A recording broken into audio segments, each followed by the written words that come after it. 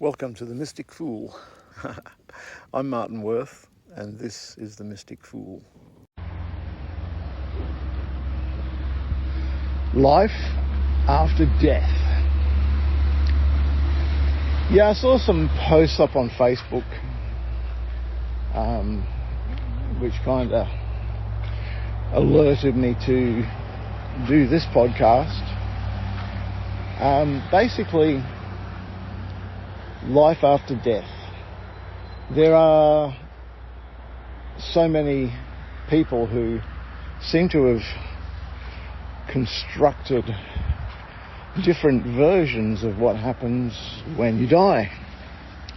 There was a book I read a while back called The Journey of Souls, and they had this whole premise, this whole scene locked up with helper, nurse, assistant souls picking you up and helping you, and like healing rooms to clear your trauma and all this kind of stuff.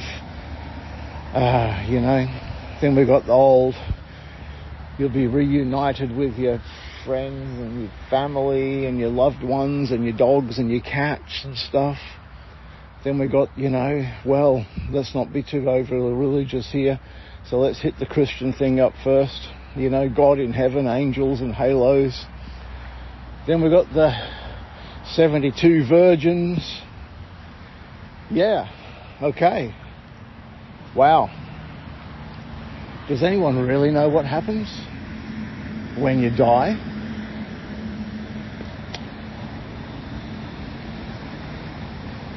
I've experimented with this on a couple of occasions where I've asked people, people have gone back to past lives, right? So, if there's a past life,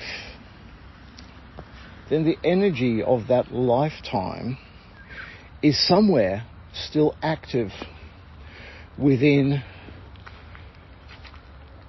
I don't know, the astral. Let's say in the astral. That'll do for now. So if the energy of your past life is still active somewhere, is that because it's still occurring and recurring in a dimension of time where it loops over and over? Maybe. If that past lifetime is still active in one way or another, is it a record stored in an Akasha somewhere? Is that past life a record, like a movie experience of all the, like a photo album or something even more holographic than that, of all the experiences that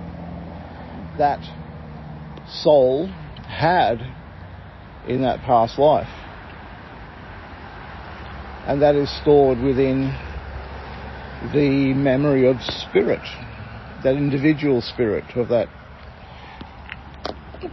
individual lifetime was activated by spirit, being the life force that activates us. So yeah, a couple of times people have been in past lives where they died. Hey, no one ever met their dog and their kids and, whatever, loved ones. No one ever went to heaven after they died in a past life.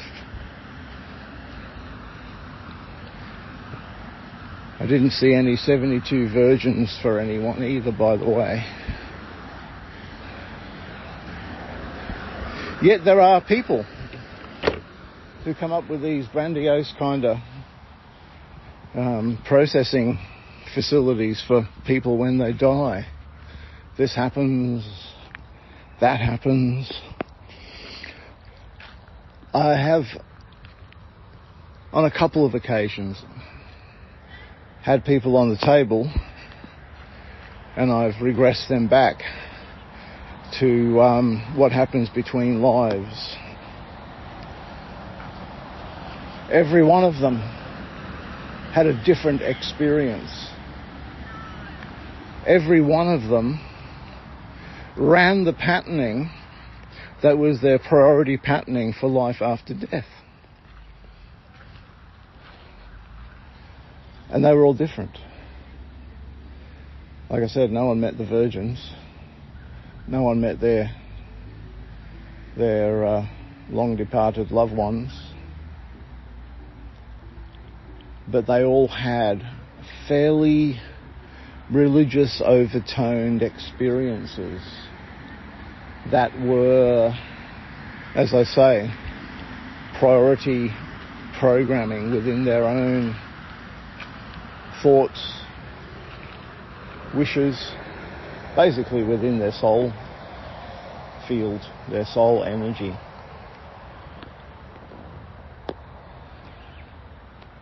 Yeah, so I'm wary of these grandiose claims that we go through this certain process and someone on YouTube or in a book writes this great philosophy out of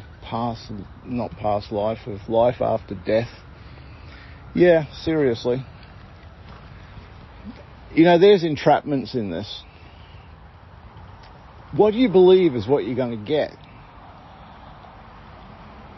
And let's just surmise for a moment that we are here in this life as an instance, as a point of God consciousness, God being whatever you want to call it, but in context of this conversation, and this is just my belief, that what people call God is purely spirit. And there may be great spirit, the interconnectedness of all things. Then there are individual fractals of that spirit. And one of each of those individual fractals is the spirit that gives life to a tree, to a bird, to a dog, to you. And that fractal of spirit is on a journey of awakening.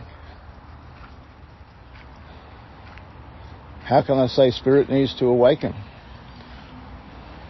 Well, within a time-space continuum there is a progression. Yet out of that continuum, everything is happening at once. So within this time-space continuum, you are here to experience experiences so that your spirit, your fractal of the spirit, of great spirit, can have an experience and learn. And when you go back to a past life, it's not you in the past life. It's another soul in a past life that is attached to the same fractal of spirit as you are. Okay, what am I talking about? What am I talking about? Entrapments. Okay. Just surmise that spirit is on a journey of learning. Let's surmise a bit of bad and evil and good here. And spirit's the good guys, and there's some bad guys too. Bad guys want to forestall the ascension. Bad guys want to stop things moving forward. I think we all can pretty well relate to a lot of posts about that. What if the bad guys, the spirit bad guys, could prevent the evolution of spirit by entrapping souls within this dimension, within this construct? What if they do that by feeding a whole lot of religious beliefs to people that creates a pattern within their soul field that when they die they stay earthbound, so to speak, within a dimension of the belief that they believe is the afterlife. Yet in reality, although their body has stopped kicking, their mental processes, emotional processes are held in status, or stasis I should say, by the belief structures that they hold around life after death. And so they don't progress. They get stuck in heaven's waiting room. And this forestalls for as long as is infinity, because outside this construct, time has no meaning.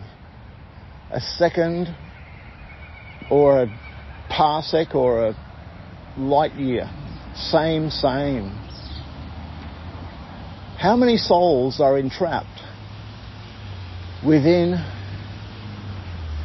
a dimension, heaven's waiting room, shall we call it, because they are holding on to a belief that they will be reincarnated, that they will be there with all their loved ones, that they will have to go through these great rituals and chambers and what have yous to reach nirvana, sitting there waiting for their 72 virgins, sitting there waiting for God to pin the halo on their head.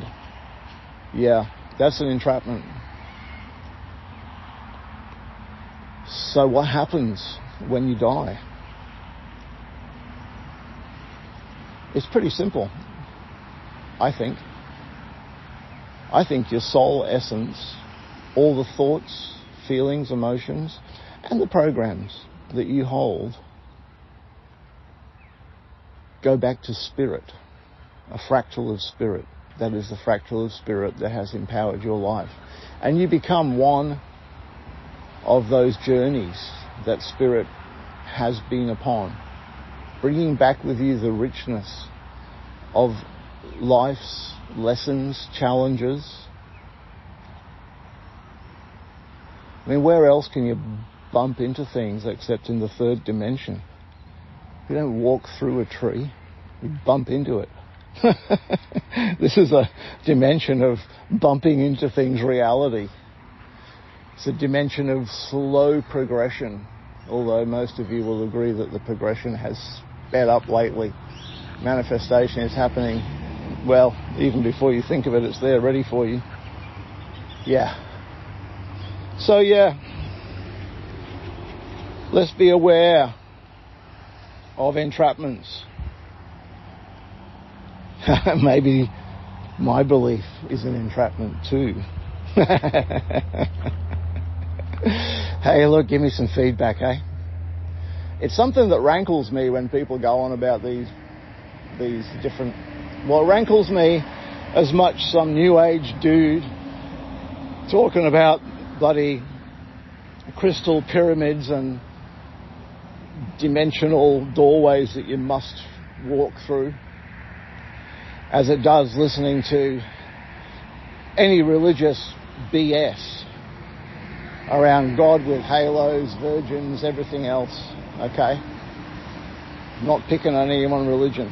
I'm just saying, you've got to agree with me that some of these ideas that people have about life after death in the religious sector are a load of bunkum. So why would you not agree with me that some of the ideas that people have around life after death in the New Age movement are not as much BS as the religious ones? The interdimensionals, reptilians, draconians, whatever you want to call them, you know the guys who are trying to slow, to stop, to stall the ascension process, they are having a birthday party laughing at some of this stuff that is coming out. New Age religion. It really needs to stop, hey? It really needs to stop. Okay. If you've enjoyed this ramble, let me know. If you got triggered by this ramble, let me know. It's easy. Just send me an email to themysticfool@martinworth.com. Yeah. Okay. Once again, I'm out in the park taking Atticus, the little West Highland Terrier, for a walk. Thus the traffic noise. But I'm finding doing these podcasts as I'm walking a lot more inspiring than sitting down in the studio lately. So, I don't know. Maybe I'm evolving. All right. Wishing you all the best. Bless you. Love you. See ya.